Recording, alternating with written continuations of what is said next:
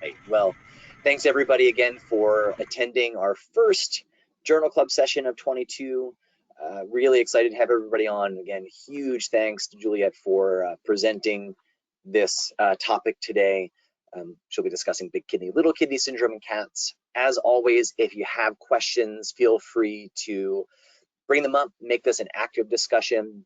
You can chat, you can just unmute your microphone and ask questions as it goes, but the goal of these journal clubs are always to make it more of a conversation rather than just a lecture and a presentation. So please speak up and ask any questions that you have.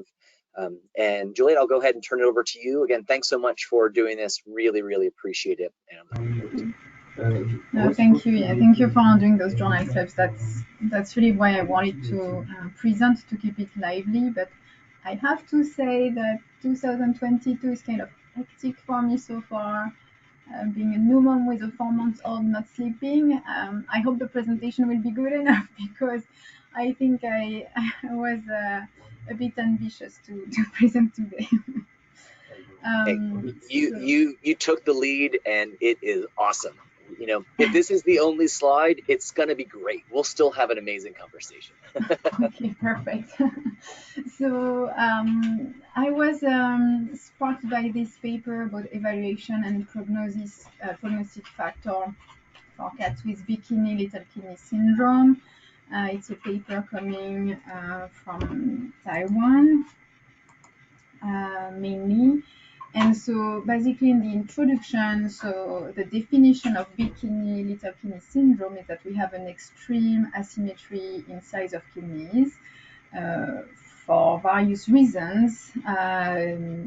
Of course, it's usually ureteral obstruction on one side, either because of calcium oxalate urolith, tumor structures, any kind of mucus, or surgical trauma or ligation. There's consequences to the kidney because of that. Atrophy and fibrosis is one of them, and compensatory hypertrophy of the other kidney is also a consequence. In terms of clinical presentation, when there's only a single kidney involved, those cats tend to be asymptomatic, and it may be an incidental finding. But as soon as we have 2 kidneys involved, that's when azotemia can become visible.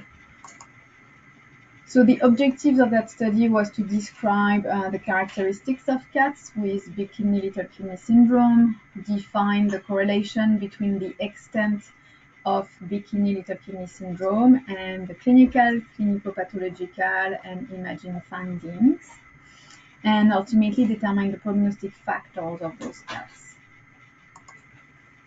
So they had a control group for the study of 16 cats, and they measured the length difference between the 2 kidneys on X-ray, and they had a range up to 0.69 centimeters. So because of that, they decided that the cutoff value for bikini little kidney syndrome was 0.7 centimeters difference of length between the 2 kidneys. So this is a retrospective study. So the inclusion criteria was based on their initial definition of 0.7 centimeters difference between the length of the 2 kidneys on abdominal X-rays, ventrodorsal ones. They had exclusion criteria, which were basically any kind of kidney disease, renal mass, polycystic kidney disease, perinephric pseudocyst, FIP, neoplasia of other organs too. They categorized their cats in 2 different groups. So the ureteral obstructed one and the non-ureteral obstructed one. They defined ureteral obstructions based on the clinical signs, which were, so the patients had to have an acute clinical presentation with various clinical signs, vomiting, lethargy, weight loss, oligo or anuria, and or PUPD. Hydronephrosis, so which was defined by a pelvic length superior to 0.35 centimeters. Hydroureter, with proximal diameter above 0.2 centimeters, and possibly hyperechogenic material in the ureter. Some of the cats underwent surgery, so 16 of them, 20 did not, and then they classified further the patients based on if they underwent surgery, did they have a sub placement or not. So the results, they were able to retrieve 64 cats from their records. Most of them were domestic short hair, and there were various breeds mentioned. There was no difference in terms of age and sex distribution between the sick cats and the control group. 51% of the cats had enlargement of the left kidney versus 48% of the right kidney, and there were various lists that were found, and so most of the cats were having nephrolith. 18% had both nephro and ureterolith, 3% nephro and systolith, and 1% only systolith. And then so they compared a number of parameters between the control group and all the cats with the big kidney, little kidney syndrome. And so a number of those parameters were significantly different between the two groups. And so we had all the kidney measurements in terms of difference between the two kidneys. There were some findings regarding the CBC, the hematocrit, and the leukogram was significantly different. The kidney values, BUN and creatinine. Interestingly, alk-phos was lower in the cats with big kidney, little kidney syndrome. And there was also difference at the level of the urinalysis, with the USG being lower and the pH 2. So among the cats with big kidney, little kidney syndromes, 72% of them had a ureteral obstruction. And this was because, so this was diagnosed based on the fact that 80% of them had only hydronephrosis, 5% had only hydroureter, and 13% had both. Then we had numbers regarding the median dilatation of the pelvis, which was about 1 centimeter, and the ureter 0.4 centimeters. But the range is quite large for those values. And the pelvis was dilated in 34 cats and the ureter for 7 cats. The median survival time was not different between the cats that were obstructed and the one that were not. And so they also evaluated the same parameters than we saw previously, but this time between the cats that didn't have a ureteral obstruction and the one that had a ureteral obstruction. And basically, there was a significant difference for all the same parameters, except that lymphocytes were not significantly different this time. And that makes sense. Between the obstructed and the non-obstructed one, the potassium value was significantly different.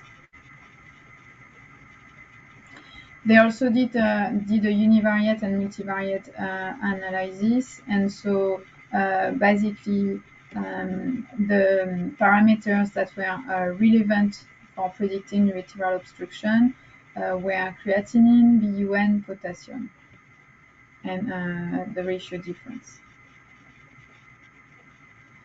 And so from there, they generated a formula to serve as a diagnostic test for ureteral obstruction.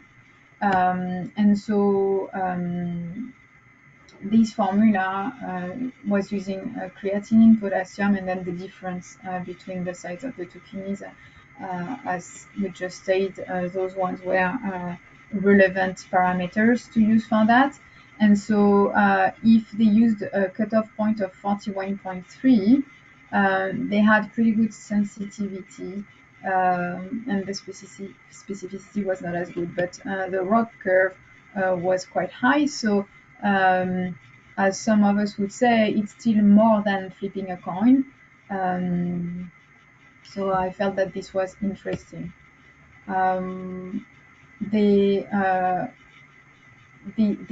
also generated a formula to serve as a diagnostic test for 30-day survival in the obstructed cat, and so this one included the BUN and the body temperature, and it had a pretty good sensitivity.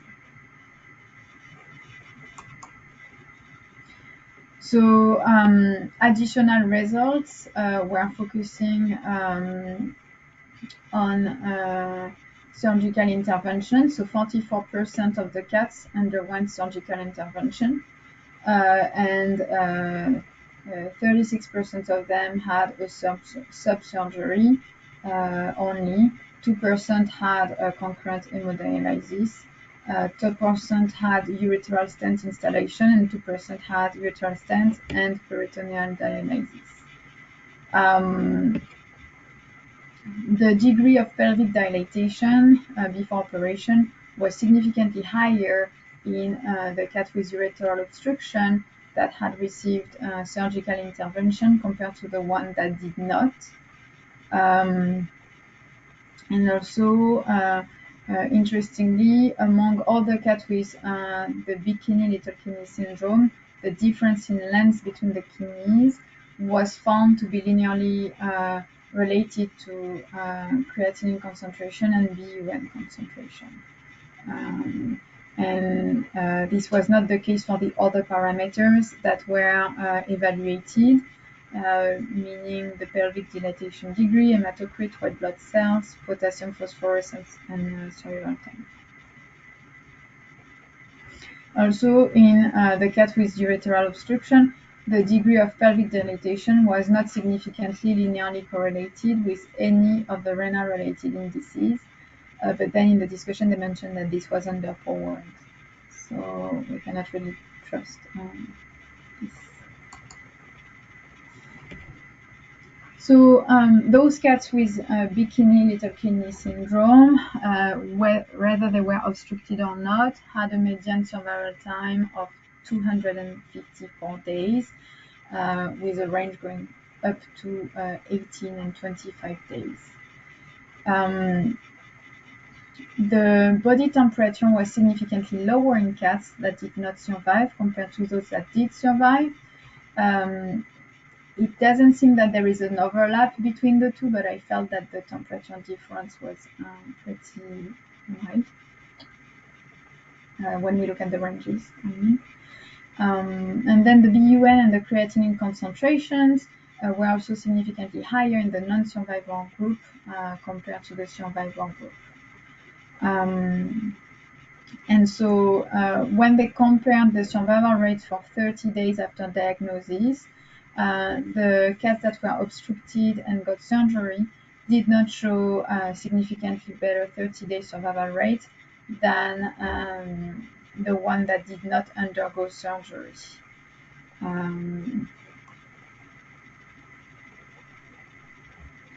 So yeah, so they didn't have a longer survival time at 30 days. And also, yeah, I think that in the paper, the legend from figure 3 was the same than figure 2. So here they talk about the receiver operating characteristics. So I think there's a typo here from that. That was a bit confusing. So in the discussion, they mentioned that they used absolute values of renal length differences. And so this was of great use for people who had access only to radiographs, and because they could be measured on ventrodorsal radiographs. But also, if some people had only access to ultrasound, these lengths could be also measured on ultrasound and not only on X-rays, compared to the usual comparison with L2, which is harder to perform with ultrasound. Also, they discuss about the value of the equation predicting the presence of a ureteral obstruction, that it can be used, for example, prior to an ultrasonographic examination, and that this way it allows the practitioners to use other diagnostic modality if ultrasonography is not available. The length difference between the kidneys was significantly larger in the one that were obstructed versus the one that were not, and this was only correlated with creatinine and Bouillon concentration, but not with the days of survival. So unfortunately, based on their study design, false positive and false negative diagnosis of ureteral obstruction could still have occurred. And then they justify why they use this pelvic dilatation of 3.5 millimeters. There's various reports with various sizes of pelvic dilatation, so they decided to go with the one that was the biggest. Ultimately, they mentioned that the renal pelvis size and the length difference between a cat kidney need to be interpreted cautiously and should not be used alone to predict a prognosis.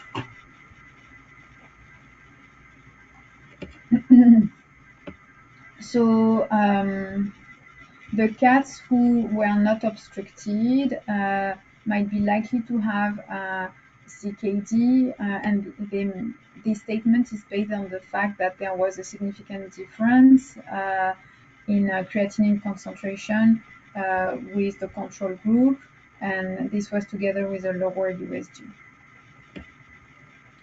Also, among the parameters that were evaluated, we could see that the neutrophil to lymphocyte ratio was increased in cats with bikini little kidney syndrome, and so this could be associated with possible inflammation. But in the study, they mention various use of this neutrophil to lymphocyte ratio that exists in human medicine, and so this could be of interest in veterinary medicine in the future. The urine pH was lower in the cat obstructed compared to the control, so this was supporting a higher possibility of calcium oxalate ureterolysis.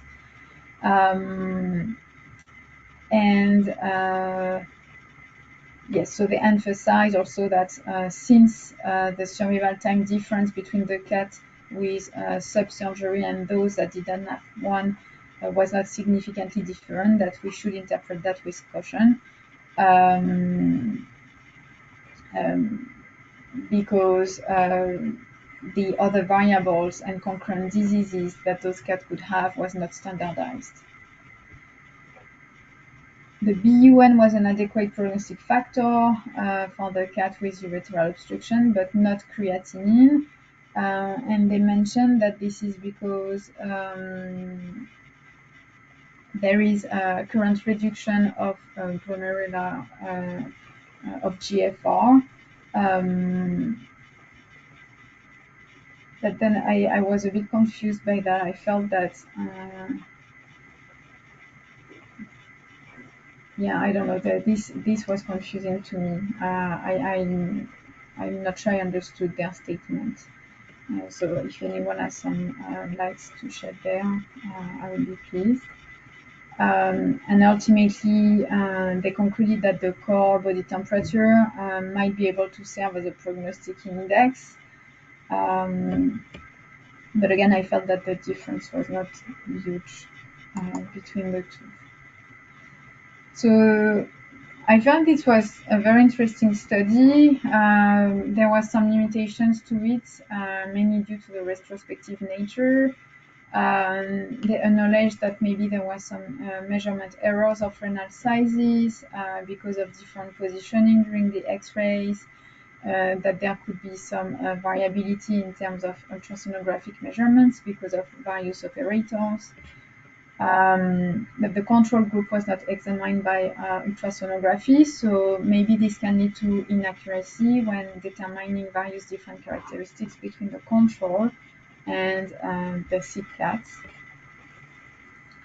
They had a small sample size for the control group and the group which underwent surgery, so then we had underpower. They didn't do SDMA or GFR to assess renal function. Not all cats had an ultrasound or urinalysis. They didn't record IV fluids or diuretics prior to ultrasound. There's a possibility of false positive or negative because no pylography or CT scan were done, and there was a lack of surgery on necropsy results. But with a retrospective study, we can understand that. So, I mean, I was by reading this paper, then I was interested with definite criteria to tentatively diagnose ureteral obstruction, and so I found those two recent papers. So this is just like to open discussion. There is this paper from Dr. Dunn where there were some cats with benign ureteral obstruction that had minimal renal pelvis dilation. And this paper here is reporting that ultrasonography was not an ideal tool to detect obstruction, ureteral obstruction. I don't remember the number.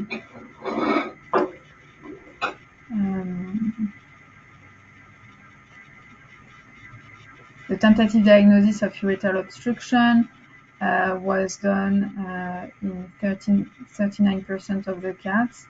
And that's it. Pylography, which was performed in 53% of the cats with a tentative diagnosis of ureteral obstruction, was positive for obstruction in 71% of them. And no significant differences in ultrasonographic signs were found between cats with obstructed and non-obstructed ureters. So yeah. And when they looked at the rock, it was basically flipping a coin. So yeah. And here they were placing subs, but they mentioned that they didn't have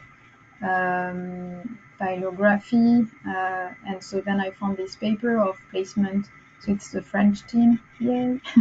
Placement of subcutaneous ureteral bypasses without fluoroscopic guidance. So yeah, I found it interesting. I didn't know we could do that. I mean, I'm not placing subs, so but I thought it was interesting. So that's it. So I don't know if anyone wants to comment on anything. Thanks, Juliette. That was really great. So I thought that the study was really interesting, and I think especially from the primary care standpoint, where ultrasound might not be quite as accessible as radiographs, just trying to figure out, how we might, what do we do with that information, and how can we help those referring veterinarians that might be calling us with that that change. And I think that it's really interesting that the majority of those cats, there was evidence of obstruction, and you really wonder how long, if that theory is correct, which we certainly don't know for sure, if the small kidney is just fibrosed, how often, why are we not seeing that so much in the big kidney?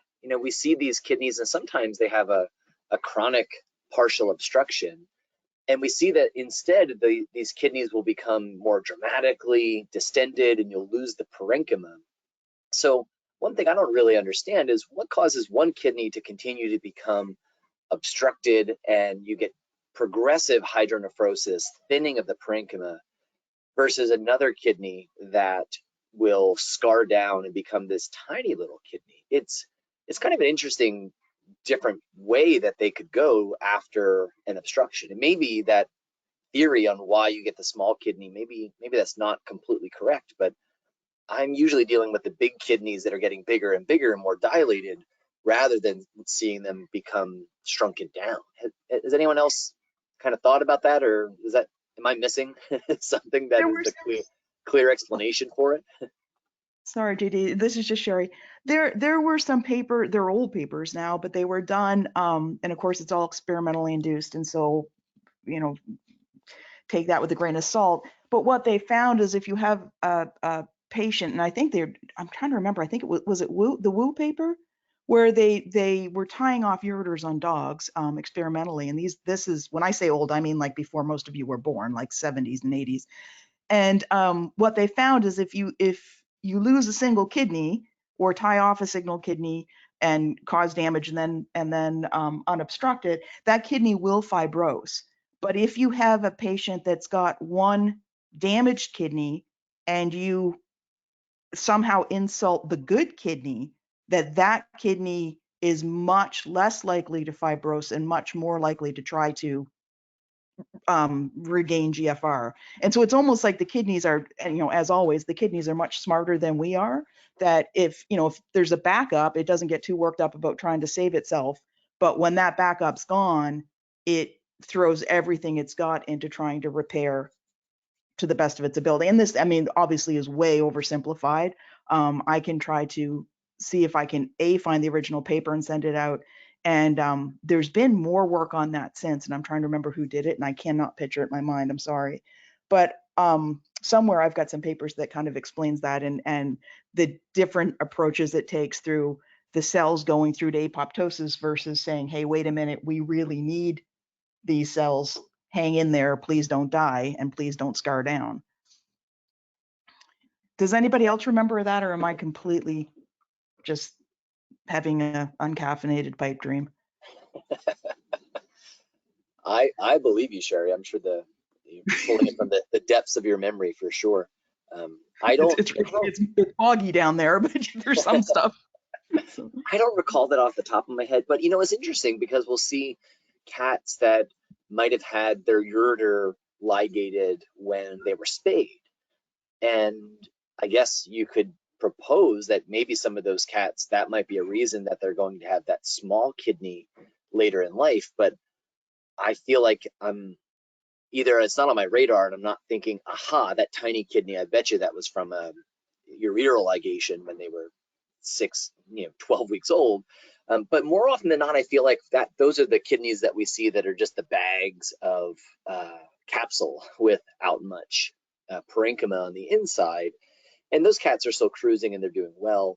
But again, maybe that's just observational bias that is not on my radar for those cats that have a small kidney. But we do see a fair number that are ligated and they come in months later for the vet palpates abdominal mass and it's that huge kidney that's there. So it's interesting that it's essentially that same model that they did in the dogs, showing that they have pretty severe hydro. Maybe they need more time and they'll eventually scar down. But in some of those patients, it's been months or maybe even a year longer since the presumptive injury of the ureteral ligation.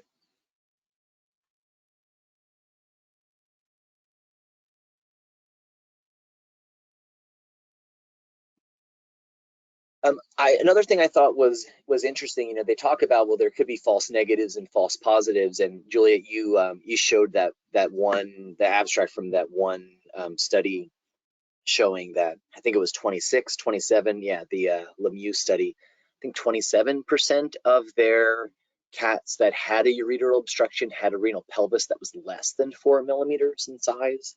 And that is, I think, a really important finding, mostly for trying to convince your radiologists. If you're lucky and have radiologists that are really engaging and are keeping up with the literature, then it might not be a big deal. But I think we've all struggled at some point with radiologists that will not not go out on a limb and call something obstructed unless they see the rock in the ureter, and unless it fits that classic photo of the hydronephrosis, the hydroureter. And I think if we rely on that definition, we miss so many. And they do highlight that their cutoff of 3.5 millimeters, maybe that might not be correct or not, but they certainly could be missing some. Julie had mentioned that it's a harder time with the surgeons not believing it, and I would agree. So my personal struggles would be if the radiologist failed to call it obstructed, the surgeons wouldn't cut it. They even though surgeons weren't going to manage it, they weren't going to cut it unless the radiologist told them that it was obstructed, even though I was screaming that it was obstructed the whole time. Now, in my current scenario, it's great.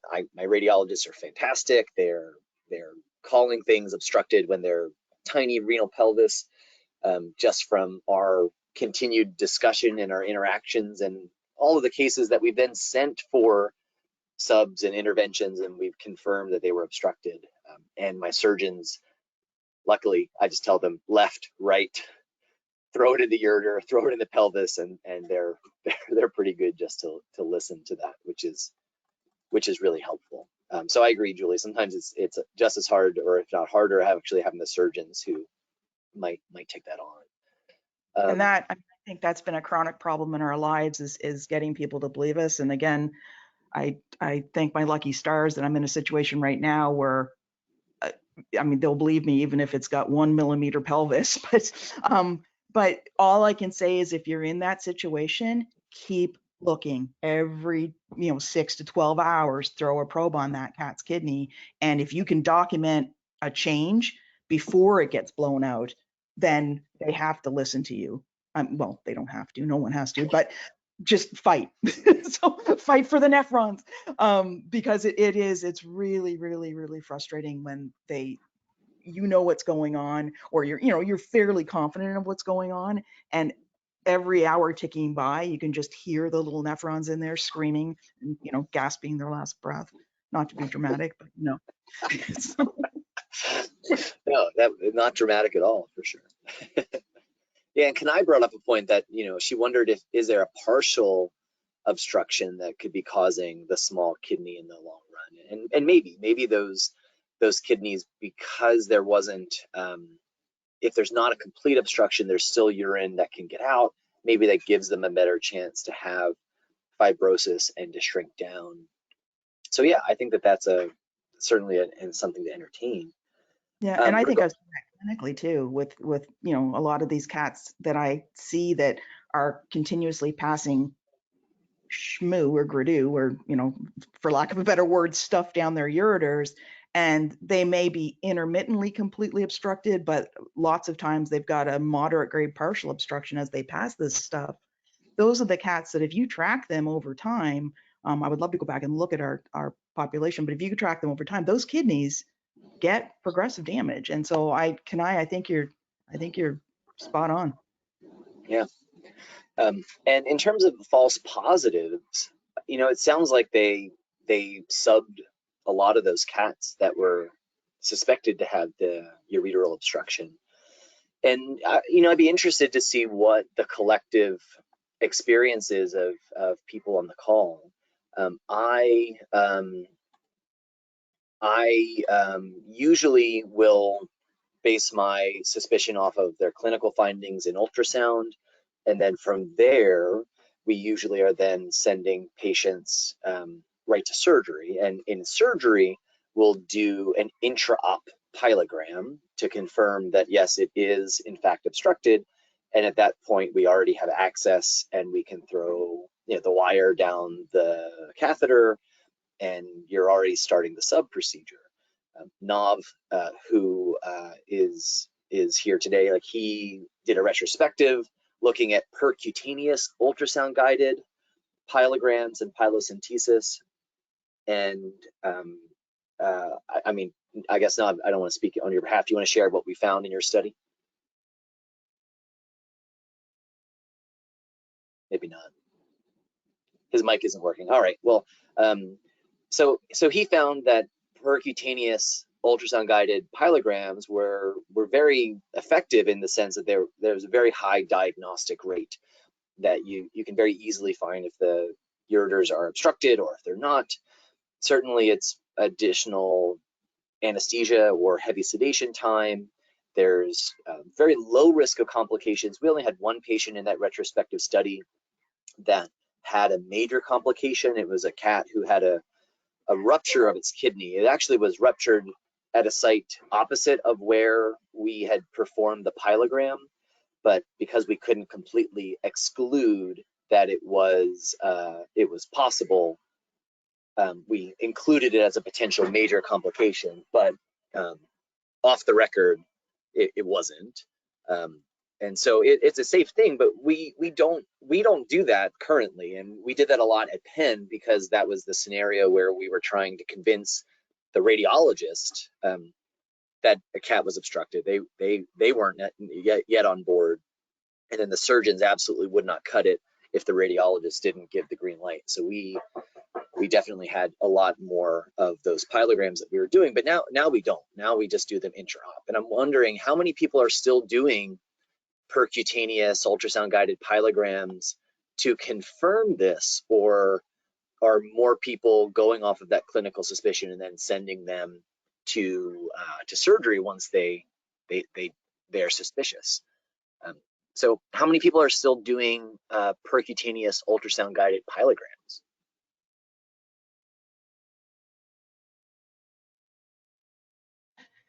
JD, I always thought that the percutaneous ultrasound-guided pylograms in cats were a challenge because because the kidneys are moving, and that's part of the reason why in dogs you can percutaneously pass, a stent, but you actually open a cat's abdomen up.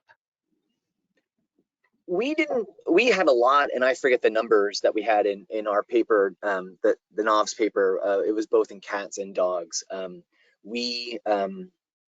I think the bigger problem is because their ureter, when it's normal, is just so small, it requires so much force to pass the stent, that having it done surgically allows you to, basically hold your fingers on either side of the stent and floss it in.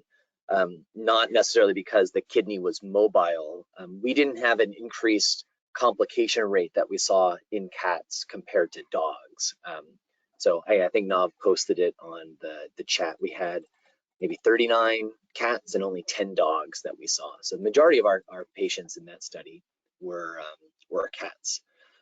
But I think one of the things that I worry about, and Susan brings up, is, are they difficult when there's a small amount of pelvic dilation? And yeah, they're really hard. It can be really hard to hit. The other thing that I'm worried about too is you do your pylogram, you get your catheter sunk into that 2 millimeter pelvis, amazing job. You aspirate some urine, you inject some contrast back in, you confirm, yep, the contrast doesn't go anywhere, it looks like it's obstructed. And then when you pull your catheter out, well, what happens if you get 2 or 3 drops of contrast that leak? I don't care about that leakage, but what if that just collapsed your pelvis? And what if now you tell your surgeons, well, we just confirmed there's an obstruction. The pelvis was 3 millimeters to begin with. We just did a pylogram to confirm it, and it looks like the pelvis is now down to about 1 millimeter or 2. They're gonna rip their hair out because you just made their target a lot smaller. And that's one of the reasons that I also am not a huge proponent of doing it, because I don't want the surgeons then to have a more challenging chance to place that catheter once it's there. So I will usually talk to the owners, and I frame it in the sense of it being a renal explore that we're doing. No one seems to be bummed out if they go in for a possible GI obstruction and it turns out to be a negative explore. Okay, nothing was found. Maybe we get some GI biopsies and we wake the dog up or cat up. Well, I think you can approach it the same way, that you could go in, you could do your intra-op pylogram, and if it's abnormal, you're right there and you're already in the process of subbing. If it is normal, well, then you can pull your catheter out, you can grab a kidney biopsy, and you can wake the cat up. Now, with that mindset, I can't say that I've had that scenario. You know, I've only been in the scenario where we have I was suspicious that maybe it was bilateral, and we went upstairs, and one of them was unilateral, and one kidney was clearly obstructed. The other actually was okay. So I've never had one that we went in, we did our intra-op pyelogram, and it wasn't obstructed. We completely didn't do anything. We always had to do at least something. But that's just my experience. So certainly open to curious to see what other people are saying. I know that there were some things on chat that I'll try to bring everybody up to speed with. Sort of was talking about maybe urea being a better prognostic factor than creatinine based upon catabolism, timing of obstruction. Sounds like Autumn's experience is similar, that they're not doing the percutaneous pyelograms only when they have to convince someone to cut it. Can I ask for CT under sedation? And that is that's an interesting question. Are many people doing CT scans for these patients instead? Like Sarah, you say that you guys are doing CT scans over there.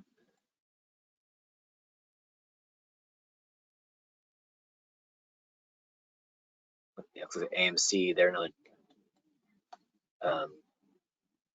Occasionally, they won't do the contrast. So are they not giving contrast in the CT because they're afraid of its nephrotoxicity, or are they afraid that it is just that contrast is not necessarily diagnostic when you have an obstructed kidney? Can you hear me okay? Yeah, absolutely. Hey, so, I mean, I've heard kind of all of those concerns when we've talked to them about it. I mean, honestly, most of the radiologists here, you know, really are highly uncomfortable with, you know, a percutaneous pyelogram. I mean, we've done one or two recently, but that kind of took an act of Congress. And then when we talk about CT scans, some of them will do the contrast studies, but sometimes kind of make the comment they don't think it's all that helpful. Other radiologists will express the concern for toxicity, having, you know, a smaller patient, maybe not having the timing right. And so we just have quite a bit of problems. And so, you know, we end up doing serial ultrasounds and just clinically following the cats, but it's very stressful, I think, for us with radiology. Yeah, And I think one of the big things with, sorry. Go ahead, Jerry. I just think one of the big things with contrast CTs, if you've got an obstructed kidney, and depending on how long it's been obstructed, your GFR tanks. And so sometimes it's pretty difficult to get useful images, I guess. Yeah, I agree. I think that if the kidney doesn't have much GFR because it's obstructed, then you're not going to get much movement of the contrast from your venous space into the pelvis, which in some ways might be diagnostic. You know, that might tell you, yes, this kidney is obstructed. But it wouldn't really give you that nice pyelogram and ureterogram phase if you already have your pelvis that is quite distended. So yeah, so I agree. We don't do them for that reason as well too. Plus the extra anesthesia time. I don't really care much about the contrast. You know, we had a nice, I think it was maybe our second journal club session we did on contrast associated nephropathy. So there's a really nice review on that. You guys can find the links to that on the website. It's up on YouTube, which kind of reviewed the literature both in humans as well as in animals. And I'm really not that worried about venous contrast causing significant problems with AKI. So I would be okay giving contrast if it's going to change the outcome for sure, even in a patient with AKI. But I worry more about it just being not the best diagnostic study.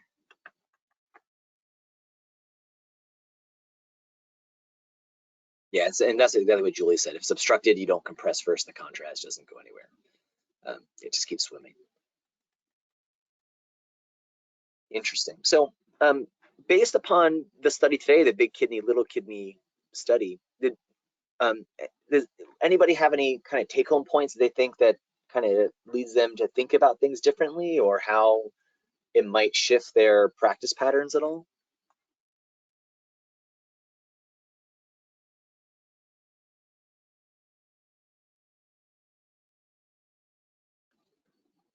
For me, as I was saying, you know, the frequency of the obstructions that they were seeing with the big kidney was certainly a bit more than I was expecting. And I think another possibility is we think that the good kidney becomes hypertrophied and it is enlarged because it's doing more. And based upon your radiograph, you certainly can't tell that. So for me, I think it makes me a little bit more comfortable and confident when that vet calls and says, hey, we took radiographs and we have this cat with a big kidney, little kidney, what should we do? I think the next step is certainly let's get an ultrasound of the urinary tract so that we can identify and see, is this kidney big just because it's hypertrophied, or is it big because there is an obstruction that's there as well too?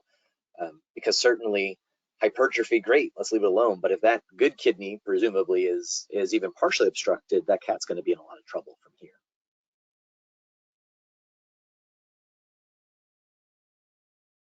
One question that I had as I read this,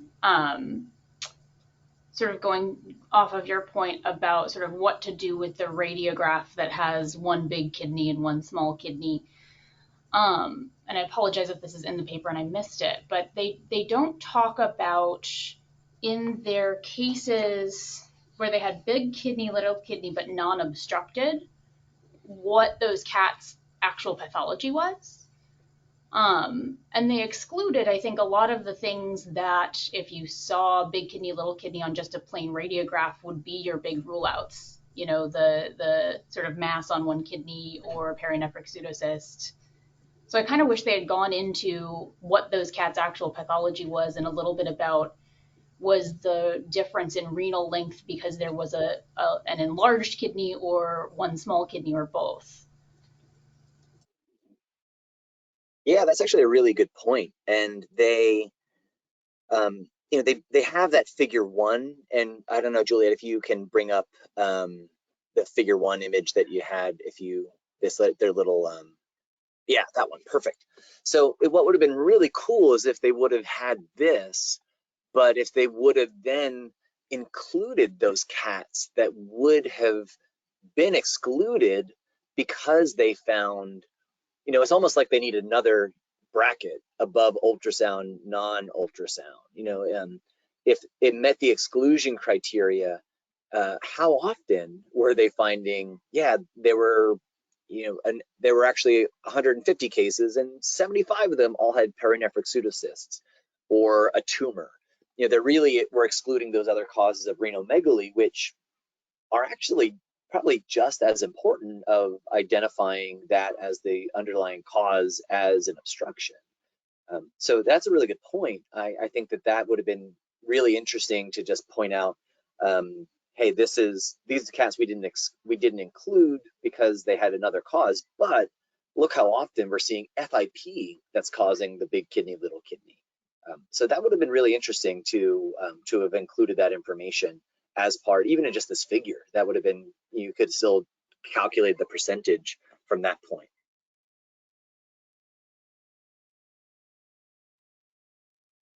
And I think it's important whenever you're seeing a big kidney, little kidney, and again, it's not common. I mean, when you hear hoofbeats, look for horses. But I've had a littler kidney that has come in, and there was a sudden change in the size of the largest of the two. And if you get renal lymphoma, but you have pre-existing big kidney, little kidney, or big kidney or little kidney, smaller kidney, then the kidneys may not be abnormally sized, but you need to look at prior imaging if you have it of the cat. So a lot of these cats have it pre-diagnosed, but that's a really odd one to diagnose, is when they come in and all of a sudden both kidneys are larger, but they're both still abnormal and one's bigger than the other one. So I mean, don't remember that you can have compound diseases which, you know, makes for a fun afternoon. Right. Yeah, no, that's absolutely true. It really is. Excellent. Well, Astrid had posted that she can't understand that there appeared to be no difference between operated obstruction and the ones that were left without intervention, being that they had similar creatinines and therefore likely similar severity of GFR reduction. And I, for me, I thought that was probably just numbers, probably just the number of patients that, only having 2 cats that didn't end up going and having the sub placed compared to the 14 that were there, the 20 that didn't have, sorry, I think 20 ended up not having surgery. 2 of the 16 cats that did have some type of surgical intervention had a ureterotomy or something else that was done as well too. So yeah, I wonder if that just might be the magnitude of the numbers that are there, whether there are a lot of partial obstructions. And I think for the theory of the big kidney, little kidney, if we think that the little kidney is not super functional, and I will probably never say that it's not functional, but if we think that it doesn't have much function and we're relying on that big kidney to be doing most of the work, well, if that big kidney is completely obstructed, those are the patients that we're probably seeing coming in with the creatinines of 15, 20, 25, 30 and above. And a lot of these obstructions are probably partial, and that might allow those patients to just keep creeping by. And that might be one reason that we're seeing, and maybe it's just the fact that that's still, 36 cats that are obstructed is still not a huge number of cats with all the heterogeneity that comes along with ureteral obstruction. So, but I think that's a good point that they didn't see a difference in outcome that was there. And forgive me, is that just a no difference in outcome if the cats survive for 30 days? Like once they get to 30 days, it's sort of 6 of one, half dozen the other, but they don't talk a whole lot. There's like one, this is the chart where like there are in the non-survival group some cats that survive 0 days. And I couldn't really parse apart their survival analysis to the point that I sort of understand which cats are in what group. Right, because I think this is all looking at, this is all the obstructed cats that are here, but they don't break it down in terms of further I don't think they break it down in terms of interventions and the effects on the outcome as well there too. Yeah, Juliette, did you have any thoughts on that as you were digging through it?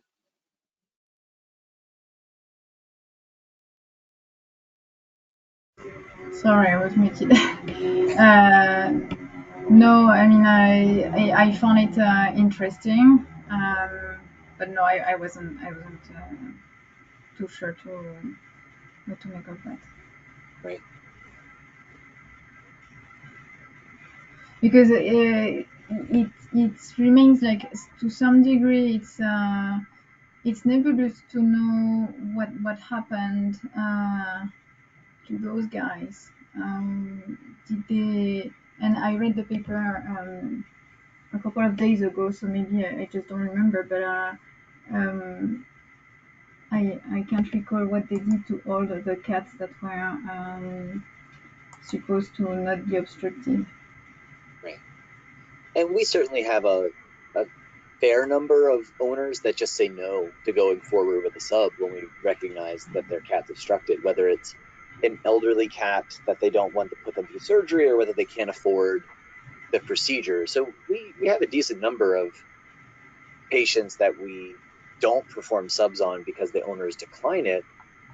But to be honest, most of those patients, we lose them to follow-up. They'll probably survive to discharge because many of those cats we might just send home to spend an extra day or two with their owners if they're stable enough. Certainly if they're sick, we don't encourage that. But we probably don't have much in terms of long-term follow-up unless we were calling on those clients to see if they actually euthanize their cats or not. So survival to discharge might be quite similar, but in terms of long-term survival, we would have a lot of data that'd be missing if I was going to do something similar on my end here.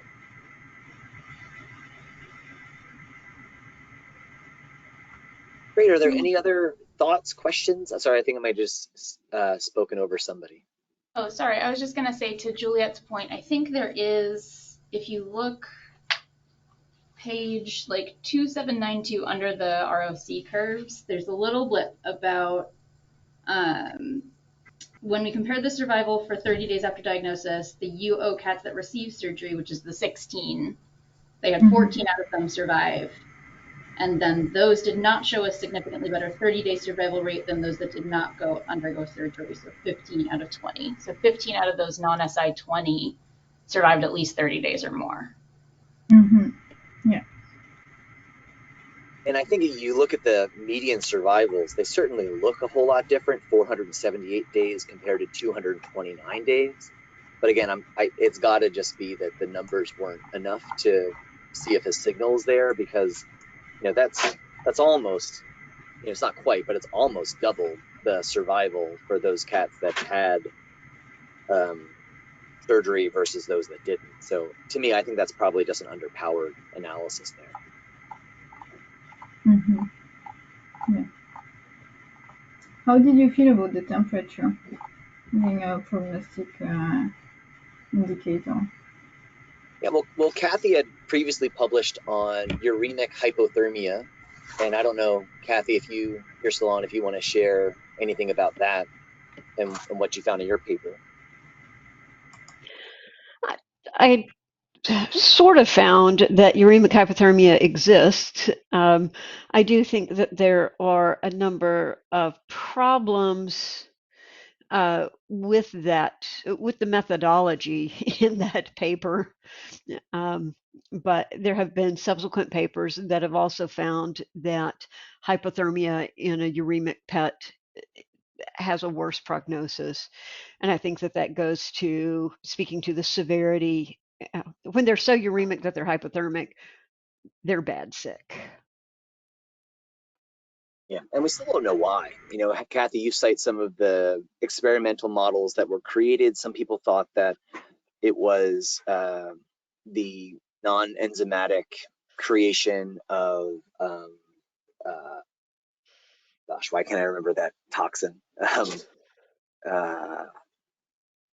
It'll come to me. I can't believe I can't forget. But like the creation of cyanide and cyanate type compounds that inhibit the electron transport chain, that maybe that decreased heat production.